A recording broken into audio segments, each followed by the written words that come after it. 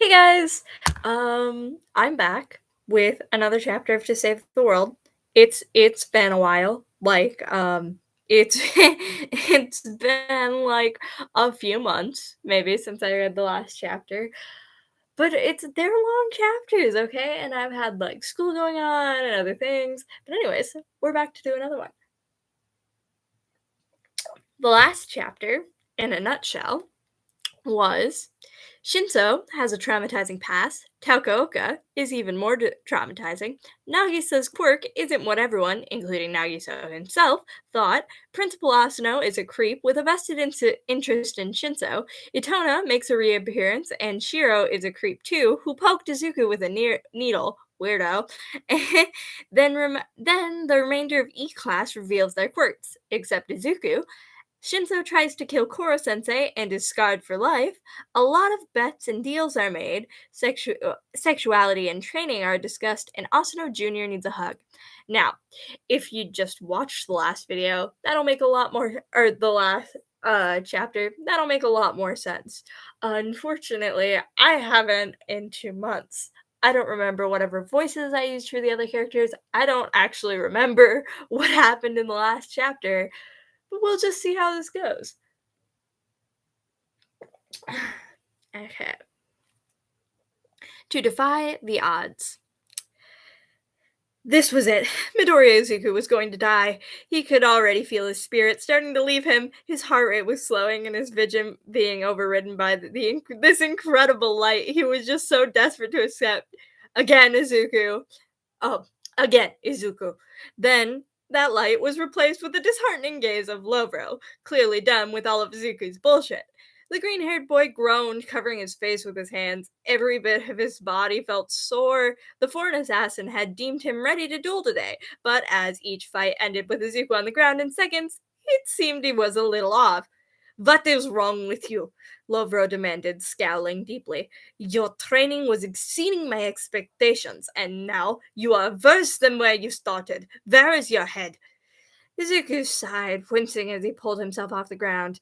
He was definitely going to feel this tomorrow, and the entire week following.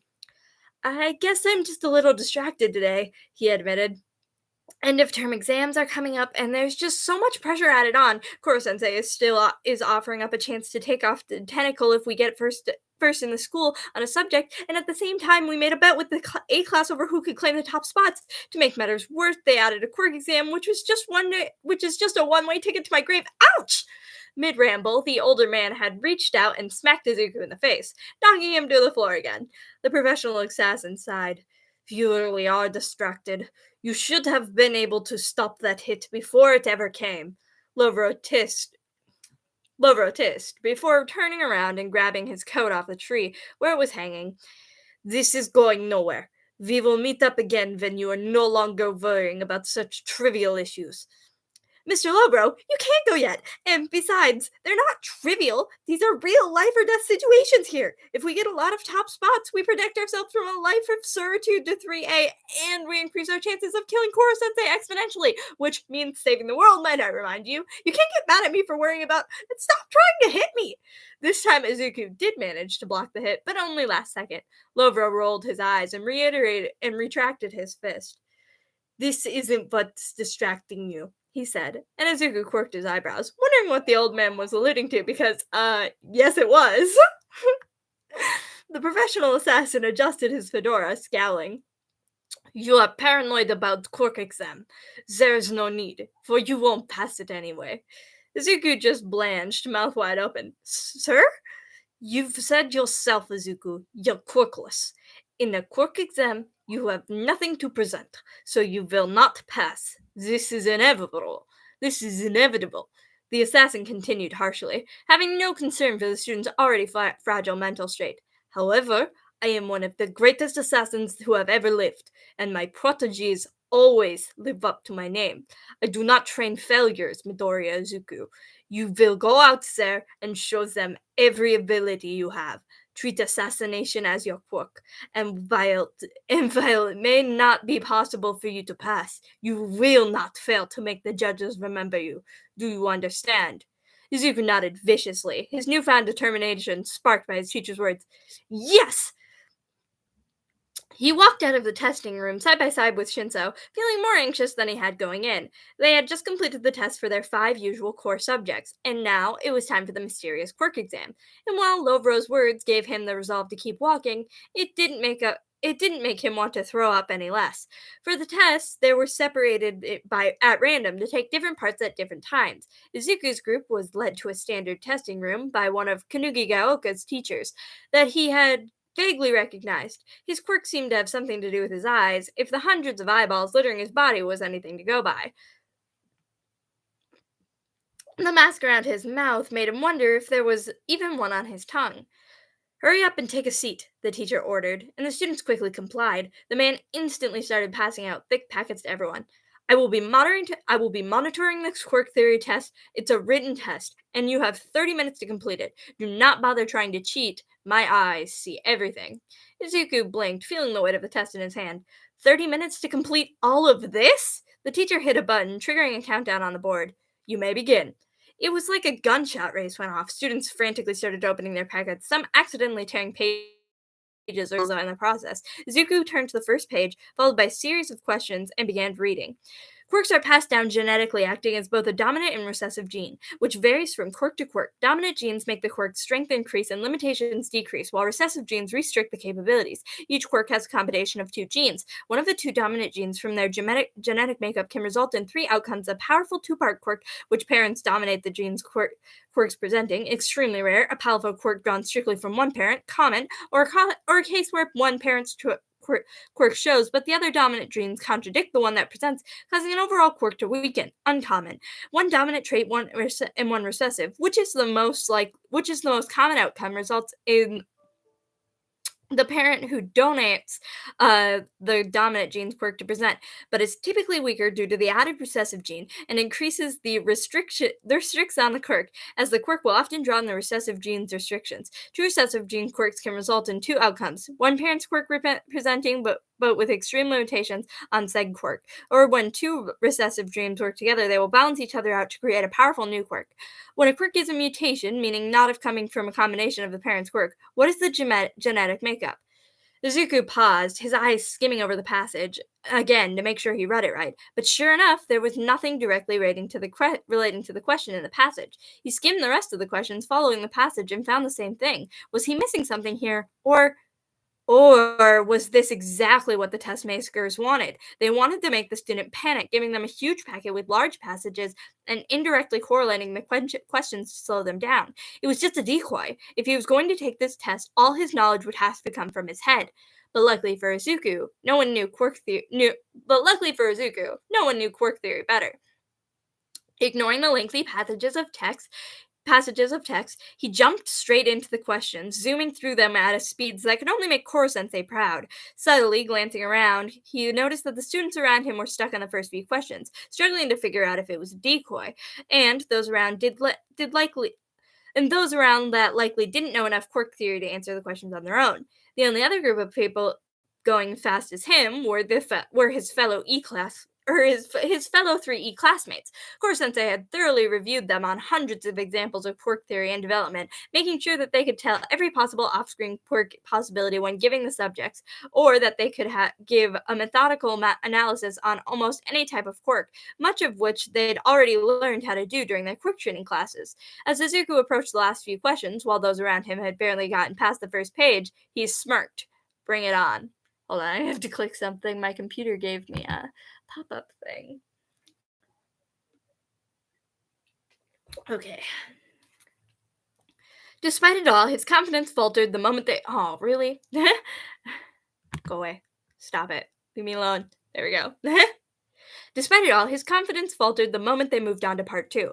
It turned out the rumors about the test being three parts was misleading information. While there were three separate portions, students only had to take two of the three: the written test and either the offensive practical or the evaluation practical, which meant Izuku had to make a choice. Should he attempt the offensive practical and use the assassination and combat skills he learned over the year, but also risking being squished and utterly humiliated if the test absolutely required abnormal capabilities, or should he go into the evaluation and try to pass off his analysis skill as a type of quirk, also risking utter humiliation? Where was Shinso when he needed him? The plain spoken boy would normally be able to give him a blunt, painfully obvious solution that Izuku couldn't see when he was panicking, but unfortunately, they had been separated in the beginning of the exam process. You coming, Midoriya? Sugino asked, motioning for the green haired boy to follow him, in line to go to the offensive practical. And what no one else knows about my quirk or lack thereof, why would Sugino instantly assume that I'm going to go that? Oh, because while no one in 3E but Shinso knows about his lack of quirk, they all know about his dream to become a hero. And in a world dominated by heroes like All Might and Endeavor, that meant having an extremely powerful or offensive quirk. Crap. Too flustered to object, he mindlessly approached his classmate and joined the line for the offensive quirk exam. He noticed that Sugino, and Muramatsu were the only Class 3E students in line. The rest filled mainly by A, B, and C class students, with a few D class. On the other hand, the evaluation had the other E class students who had been in the exam group. Nakamura, Takebayashi, Nagisa, Fuwa, Meihara, Sugaya, Mimura, and Okuda, and a couple remaining main campus students, including the principal's own son. Maybe he should have joined them. He probably could have gotten away with faking it a lot better. It was too late to go back now, and they were herded off to their respective testing areas. Izuku felt his anxiety spike tenfold as they were led to the excessively large indoor practice facility and lined up parallel to the enormous doors. The doors slowly creaked open, and Izuku felt his heart stop. Present Mike stood on the other side, hands on his hips and smiling widely. Izuku could feel his heart pounding in his chest. Oh my god, that's President Mike. He's really here. He's here to be our judge and grade us. Oh no, he's going to grade us. I'm going to die. I'm going to fall flat on my face and embarrass myself in front of a pro hero and die. Midoriya, Sugino hissed. You're mumbling again. Izuku flushed bright red when he noticed the number of students giving him dirty looks. He turned his attention forwards to towards the pro hero who was now just standing a few feet away from the group of students. Welcome, boys and girls, his voice booming. I come here as a representative of UA High School. Alongside my colleague here, we are active teachers at the school who often interact with Hero Corps students, so think of this as an early scouting opportunity. Kanugigaoka and UA have had a close relationship in recent years, with many of our finest students coming from this superb institution. We will be judging your performance today and giving you a fair and appropriate grade. We hope to see you succeed, so please do your best. Izuku's heart skipped about 100 beats, and he felt like throwing up and everything he had eaten for the past week. Teachers from UA were going to be grading them. Does that mean whatever happens here could affect their applications for UA as well? What if he did terrible and they remember and keep him from getting into UA and he won't ever become a hero? And an elbow in the rib from Sugino told him he was mumbling again. Izuku rubbed his face and took a deep breath, trying to calm himself down. Oh, how he wished Shinso was here. The boy could just order him to calm down and he wouldn't have to deal with his stupid nerves. Now, please listen up while my colleague explains the test. Seemingly appearing out of nowhere, a bright yellow beast began to rise from the floor. Izuku felt his heart stop for a second time. No, it couldn't be. Not without his disguise. But who else could it be other than Koro-sensei? But then the yellow form stood up fully, and they were greeted by a very human face in a very yellow sleeping bag. Izuku felt like his brain was rebooting as he tried to get over that near heart attack. The sleeping bag-clad man sighed and slipped out of his yellow cocoon, revealing his long hair and strange white scarf and dark outfit. Based on the design, he was likely an underground hero, but Izuku had no idea who. The dark-haired man explained the test to them. Inside was a maze designed by Principal Asano himself. Their job was to bypass obstacles to get out of the maze using any means necessary, and of course, displaying their quirk in the best possible manner. They would be graded on speed and resourcefulness, and the manner in which they used their quirk. Bonus points could be earned through the maze, by defeating the obstacles appropriately. Keep in mind that this Keep in mind that this test is individually scored. Every second counts. Your only objective is to prove your abilities to us. The dark haired man instructed, his face uncomfortably emotionless. The time starts as soon as the doors open. You will not leave any sooner or you will receive a penalty. Best of luck, students, President Mike encouraged one last time. A light flashed as their countdown A light flashed as their countdown, and everyone got ready.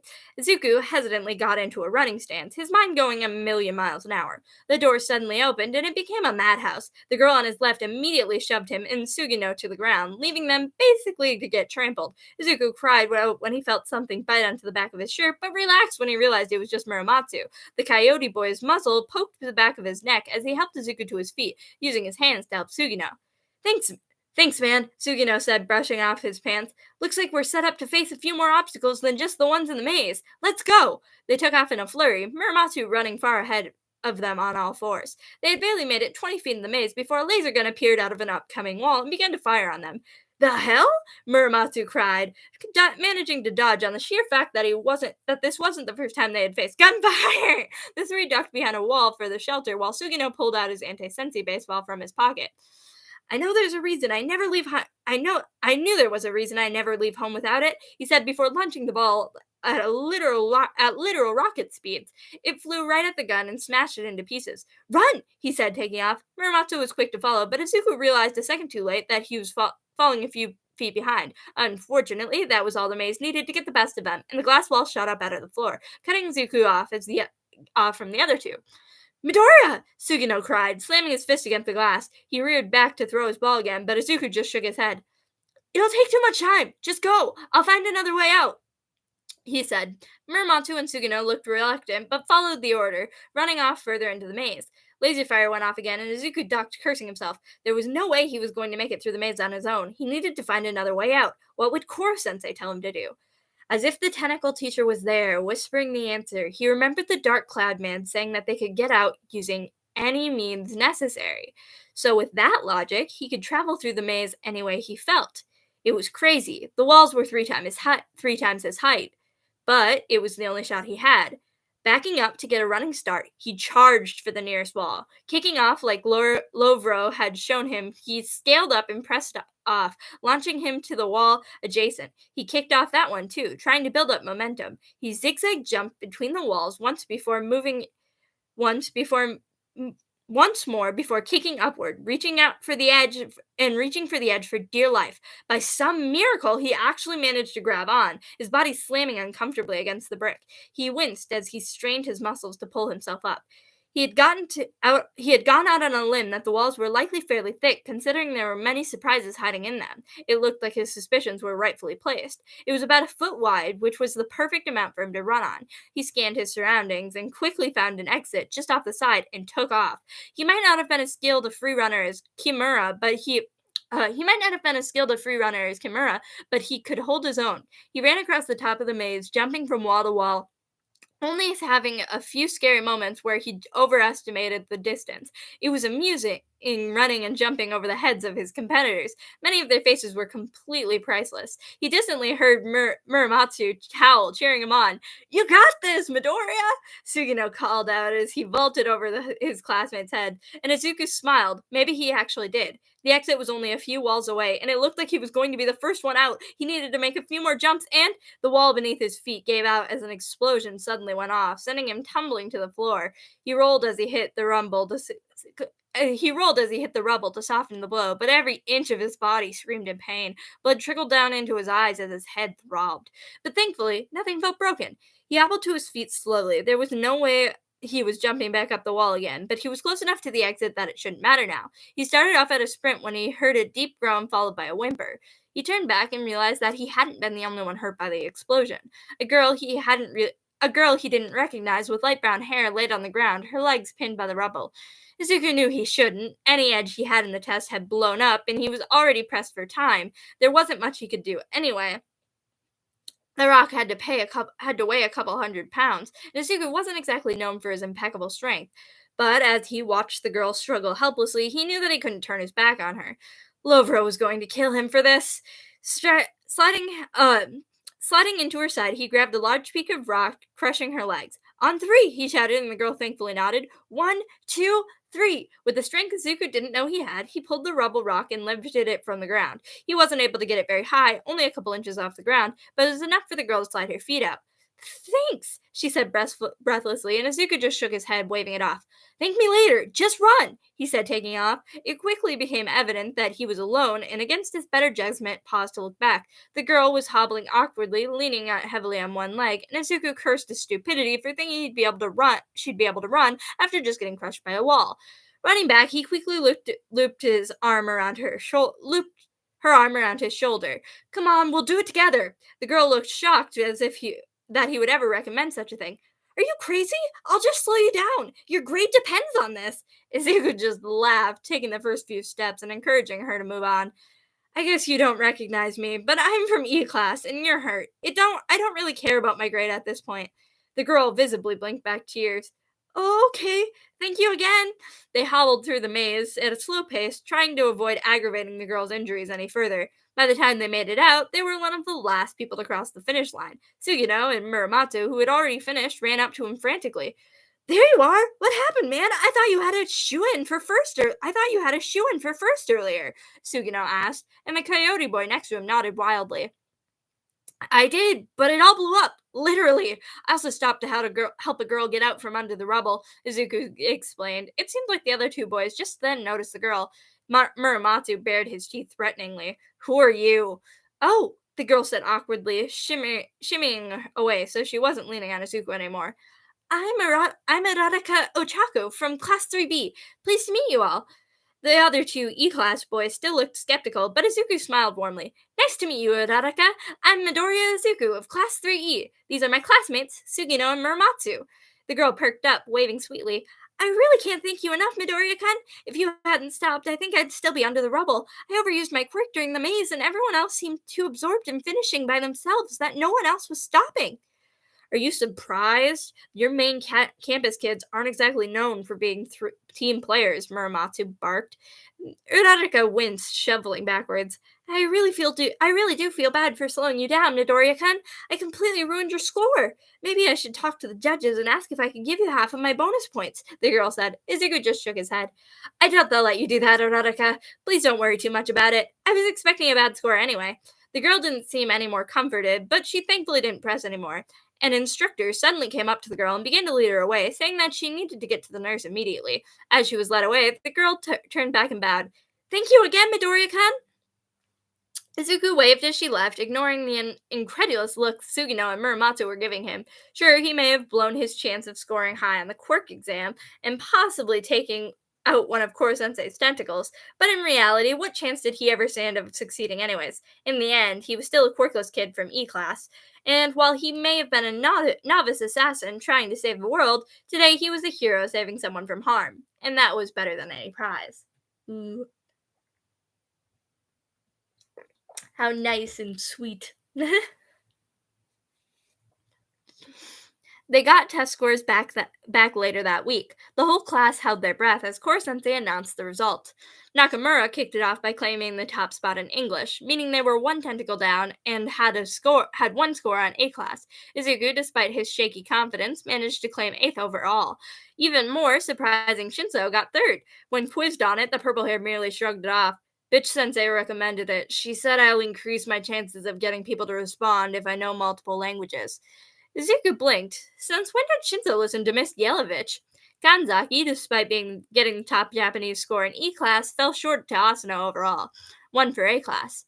Okuda and Asogai, however, came back and snagged the top spots in science and social studies, respectively, meaning they were guaranteed to at least tie with A-class. It was now all up to the math and quirk exams. For mathematics, top in E-class is... Also, Koro-sensei's voice will continuously change, because I have no ability to maintain it whatsoever at all. Anyways, for mathematics, top in E-class is... Koro-sensei drawled, pausing for dramatic effect. Izuku could feel his eyes shifting between him and Karma, and he held his breath. Midoriya with a 99! The class cheered, and Izuku beamed brightly, proudly accepting his exam. Unfortunately, the overall spot was once again snatched by Asano Gakushu, who received a perfect score. A closely fought battle, nonetheless. Koro-sensei passed out the rest of his exams, and Shinzo leaned forward to tap Izuku on his shoulder. I wonder what happened to Karma. Curious, the green haired boy glanced back at Karma. The boy was gripping his desk and scowling deeply. Whatever it was, it clearly wasn't good. Now for the quirk exam, for your final chance to take out one of my tentacles, Koro-sensei crowed, giggling to himself. Everyone held their breath as their teachers slowly pulled out the results. In top spots for E-class and the entire school, Shinzo Hitoshi. The class roared with applause, multiple people patting the purple-haired boy on his back.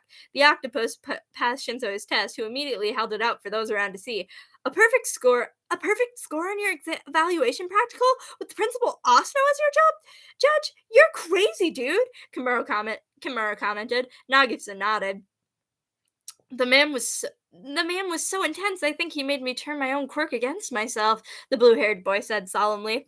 You only missed 3 points on the written, Isogai noted. Since when were you so good at quirk theory, Shinzo? Shinzo shrugged, scratching the back of his neck. I'm not, or at least I didn't used to be. I think spending so much time with the data duo rubbed off on me. Izuku laughed good-heartedly before anxiously turning to see his own test results, kind of scared to see what he would find. He nearly dropped the paper when he saw his score. Wow, you scored pretty high too, Midoriya. A perfect score on your written and just 10 points knocked off your practical? Nakamura commented. I don't understand. I was one of the last to finish on the practical, he said, still not believing his own eyes. Those UA heroes must have been pretty impressed by what you did by beating the system by going over to the maze and then stopping to help that B class girl, Sugino observed. Maybe you uncovered some secret bonus points or something. Zuko felt like crying. Had he really made pro heroes think that he was worthy, all without a quirk? Lovro better be proud of him. He outsmarted them all. I'm curious, though. You scored so high on your quirk exam, and yet you haven't displayed to the class, and, oh, wait, shit, no, undo, go back, I done goofed. I'm curious though. You scored so high in the quirk exam, and yet you haven't displayed it to the class. And from what I gathered on your performance, while it may seem impressive to an outsider, nothing that you did was outside of what we learned as assassins. Karma noted lazily, his gold eyes gleaming. Well, not all of them, it would seem. Everyone's eyes were on him. He felt Shinzo grab onto his arm protectively. Well, he flubbed. Koro-sensei tapped his chin thoughtfully. Never mind the details for now, the teacher said, smiling widely. Instead, focus on your big win against A-class, and don't forget, this means you get to take all 4 of my tentacles. You get to take out 4 of my tentacles. Not nearly as concerning as 6, but... Hey, octopus, don't go selling us short, Terasaka snapped, standing up to the desk. The gang and I all got the top score in home ec. I may not be a genius, but I think that adds up to 8 tentacles. What?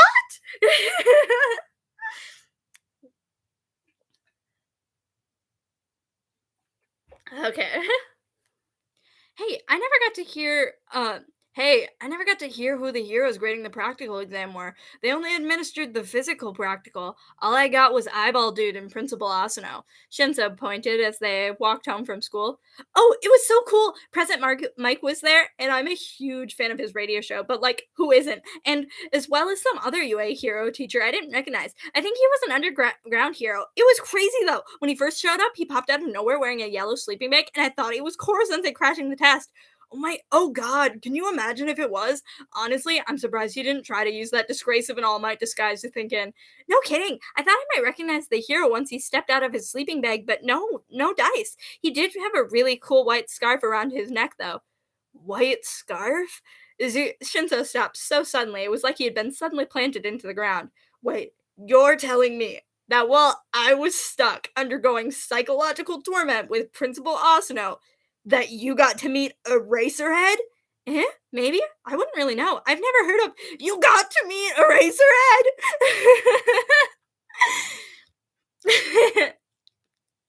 Izuku was waiting outside the school for Shinzo to arrive the next morning, skimming passively through the news station app for any updates on his favorite heroes, when the hairs on the back of his neck suddenly seemed to rise. He spun around, kicking high, followed by the swing of his knife, fully expecting to find his best friend there, positioned, poised to fight, and came to an abrupt halt when he found Koro-sensei grinning sadistically.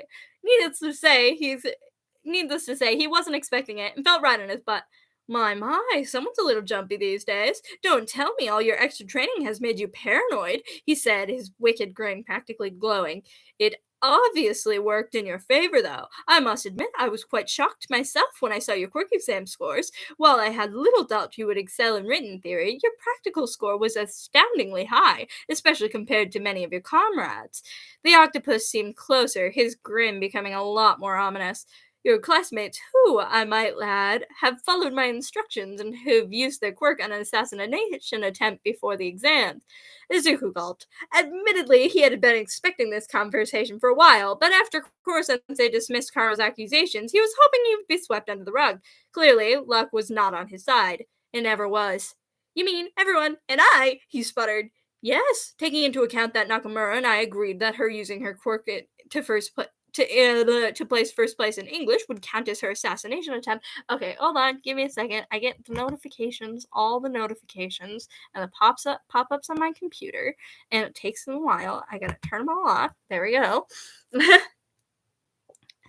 uh Taking into account that Nakamura and I agreed that her using her quirk to face first on English would count as her assassination attempt, you were the only one left. The other holdouts tried their best, and I applaud them for that.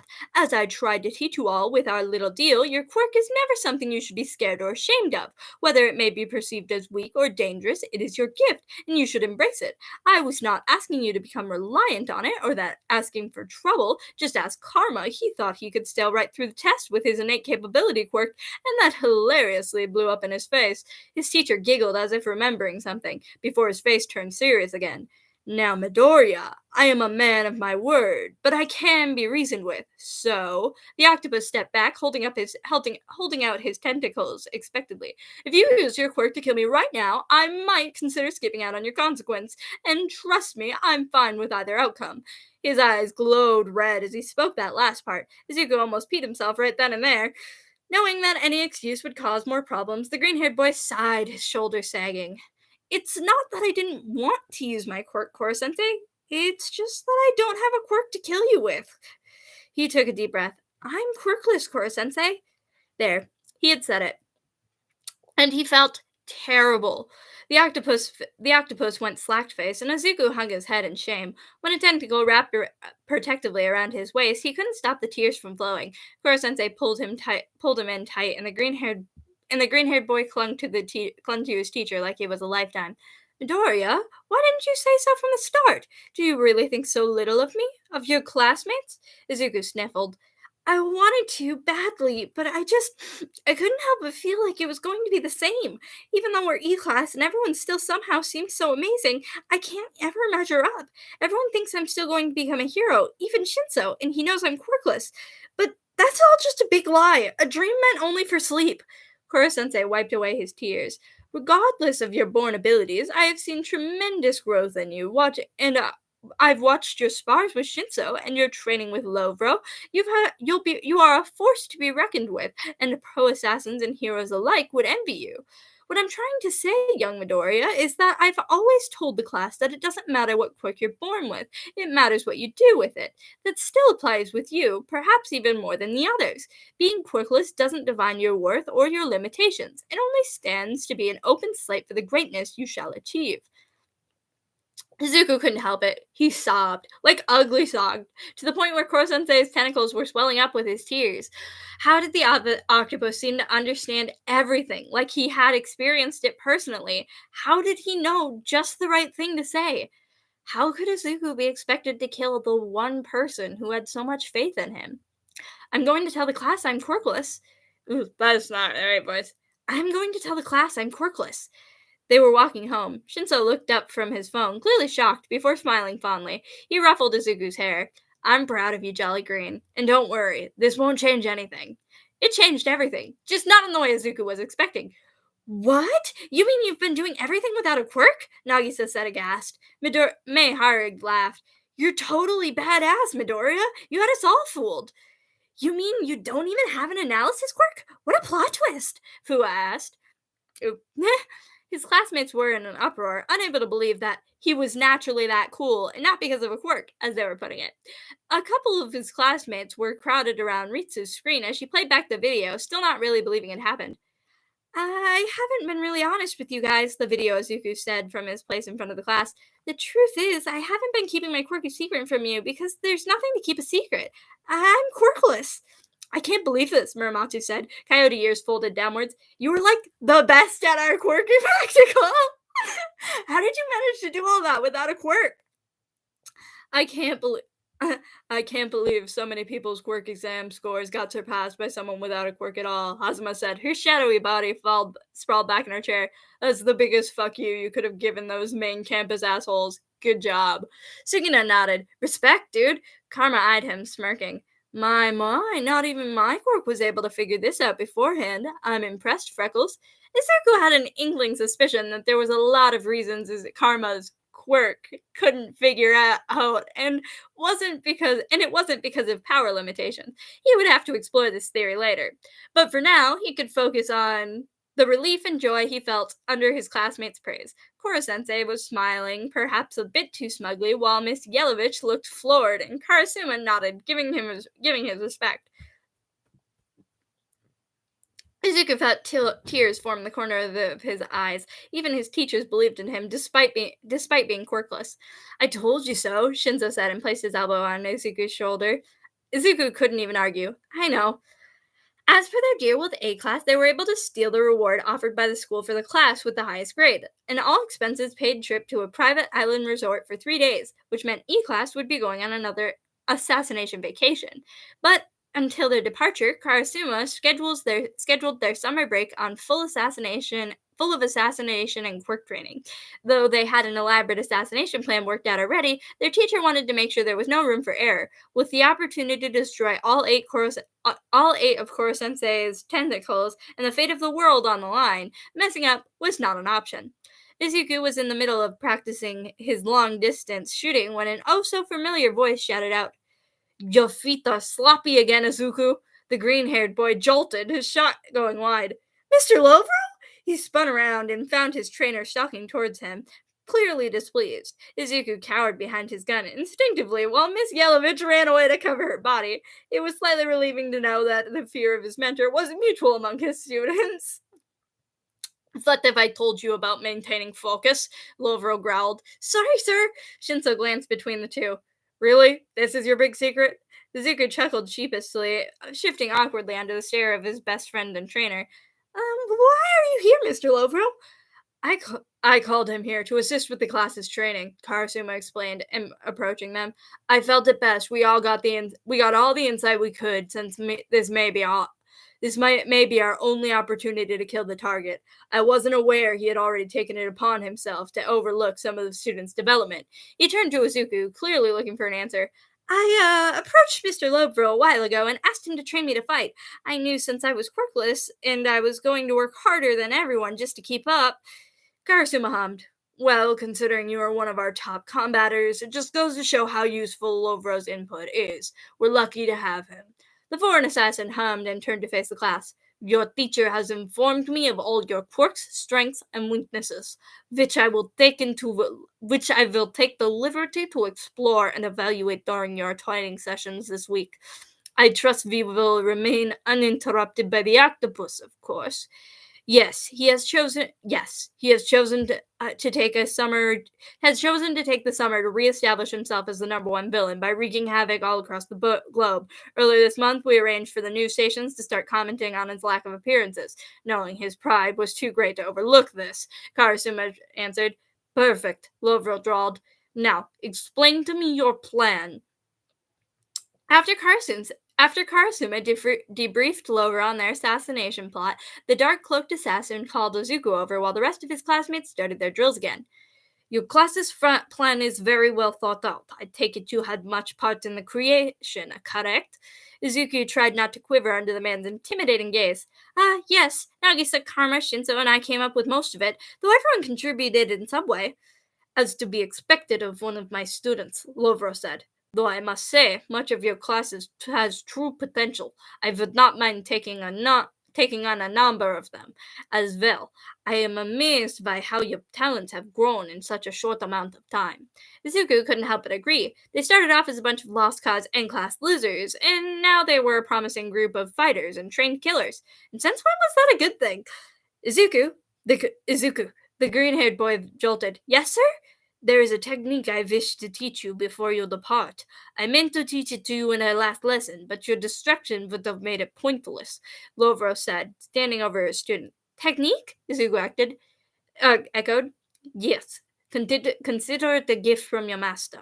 It is a skill I pass only to my most promising students. Many believe it to be a type of quirk, but I assure you, it is nothing but assassination skill in its purest form. The foreign assassin explained. Ezekiel felt like his eyes were going to pop out of his sockets. Should you master it, you will find it never fails in a fight. I hope you make good use of it, Izuku. So, Shinzo began as they walked home together, like always, even though it was summer vacation. Lovro's your mentor, huh? I'm surprised a hard ass like him was willing to train a kid. He's not as bad as he seems, Izuku defended mindlessly, oblivious to the crazed look his best friend gave him. You just need to get used to him, that's all, Shinzo snorted. No, I really think I'm good. I deal with scary and manipulative men more than enough in this system. Izuku felt bad for asking, but he couldn't help but bring it up. Well, since you know my secret, are you going to explain what's going on between you and Principal Asano? The man gave you a perfect score in your practical. He didn't even give his own son that score. The purple haired boy came to a halt so quickly Izuku didn't have time to react, as he walked face first into the taller boy's back. His best friend was so stiff he was quaking. You're overreacting, I swear. It's nothing, really, Shinzo said flatly. Izuku was about to object and call him out on the blatant lie when he felt his emotions fluctuate unnaturally. He went from feeling calm to anxious to paranoid in seconds. It seemed Shinzo felt the same thing, and he jumped back to reveal an apprehensive looking Nagisa. Hey guys, can I join you? I normally walk with Karma, but he's chose to skip extra training. Shinzo snapped out of his shock first. Sure thing, Nagisa. Even as they all started walking again, Izuku couldn't help but stare at the blue-haired boy. Is it just me, or is Nagisa's empathetic projecting getting stronger? Maybe knowing the true aspects of his quirk increased his power. Is that a thing? Hey Shinzo, is it true that you agreed to let Bitch Sensei train you? Nagisa asked. Izuku perked up, intrigued because this was news to him. Shinzo flared a satisfying shade of red.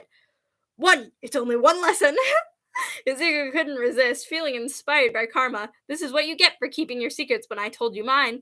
You're looking pretty red, Shinzo. What could the lesson possibly be over? Nothing. Their week of training flew by, and the next thing Izuku knew, they were on a boat ride for the island vacation. Izuku stood at the head, feeling the wind blow through his hair, his friends on either side of him. Shinzo sat scrunched down wearing sunglasses and a hoodie with the hood pulled over his hat. Shinzo, are you sure that's what you want to wear to the beach? Nagisa asked. The purple-haired boy adjusted his hat and sighed. I don't do the sun, he muttered. Karma laughed and propped his elbow on Shinzo's shoulder. What, does Shinzo sunburn easily? What a bummer. Izuku's sweat dropped and leaned down to whisper in his best friend's ear. I would recommend you keep an eye on your sunscreen to make sure he doesn't tamper with it. They arrived at the resort and began to settle in for a few minutes, knowing soon they'd have to start preparations for their assassination attempt tonight. The hotel staff offered everyone complimentary drinks upon arrival, which Izuku gratefully accepted, while Shinzo bluntly turned it down. If it's not hyped on caffeine, I don't want it, the purple-haired boy declared as he collapsed underneath the beach umbrella. Izuku rolled his eyes and took a seat next to his best friend, slurping the fruity drink greedily. Throughout the day, there were assignments for everyone to prepare for their big assassination plot that night. Izuku was on the team with Nagisa, Karma, and Kataoka.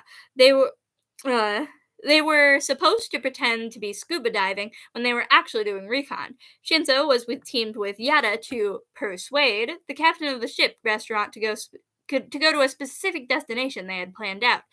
Dinner time rolled around, and they were on a ship together when reality was finally settling. Izuku couldn't bring himself to touch his food. The nerves got too great. Shinzo was grumpily sprawled out next to him, rubbing a soothing cream on his skin. Despite the boy's valiant efforts, he still managed to get sunburned. Don't feel too bad, Shinzo. Your sunburn doesn't look too bad. Kurahashi tried to comfort the brainwasher. At least you're not like Kora-sensei. The octopus was apparently very susceptible to the sun's rays and had literally been burned black. Even his teeth had sunburn. He looks like He looks like a bowling ball, Kato. That's he looks like a bowling ball, Kataoka muttered. Yeah, it's kind of uncomfortable to look at, Yada said, eyes gleaming. Can you do something about it? Why, of course I can. If you recall, students, I can molt, Korsensei declared, molting his burnt skin so it was replaced with his usual with his usual yellow. Of course I can only do it once a month, and it takes up quite a lot of my energy. Oh. The teacher pathetically covered his face with his tentacles and sulked. Izuku shook his head. For someone who knows, for someone who knows his students are actively planning to kill him, he lets himself get way too distracted if Yada's quirk can persuade him so strongly. But hey, at least this means we won't need to use your brainwashing, he commented. Shinzo just groaned. They brought Koro Sensei to the floating chapel. As one of the 8 students who got to take a tentacle, Shinzo stood inside in the front of the others. Izuku stood in the back next to Karmo, waiting for the signal to get in position. His stomach was curdling and twisting like Okano's quirk. In a matter of minutes, Koro Sensei would likely be dead. Their target would be taken out and their mission deemed a success, and the world would be saved. But at the same time, he couldn't help but fear success. What would the future hold without Core Sensei beside them, teaching them in all of his superior, caring ways? Because, in the end, what's an assassin without a target? Before we get started, Isogai began, we would like to take the time to view a collage of memories collected by Mamoru's quirk. Think of it as a parting gift from us to you. Core Sensei tittered. A digital yearbook, I presume? Too bad we only had time to capture half the year together.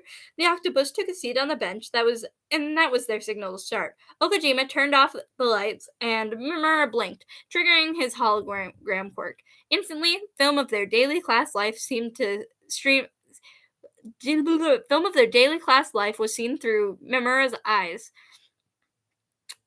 Before you came to join us, a bunch of soon-to-be dropouts just trying to get through middle school, Mimura narrated live, targeting one of Koro-sensei's weaknesses, flattery.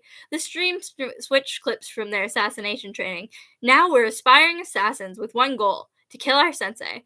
That was Izuku's cue to move. He silently walked out the back, keeping an eye on the scene to make sure nothing went wrong. In our time together, we've learned a lot about ourselves, our capabilities, our quirks, and our classmates, Mimura continued. But above all, we've learned a lot about our target. Instantly, the hologram shifted to show a video of Koro-sensei trying sneakily to read pornography in class. Koro-sensei's arrogant facade vanished.